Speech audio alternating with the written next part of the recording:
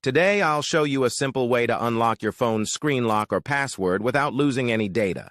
The best part? It's free and easy, even if you're not a tech expert. Just follow these steps, and you'll be able to unlock any phone hassle-free.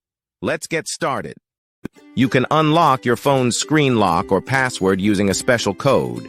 You will need to press on emergency call, and then you must enter a code. This code is unique to each type of phone and is provided by the phone manufacturer. In this video, we're using a code that works specifically for the type of phone we're demonstrating. Here's how you can get the code. Visit this website that provides unlock codes for free using a unique method. And that's it. Now you can unlock your phone without losing any data. See you in the next video. Bye.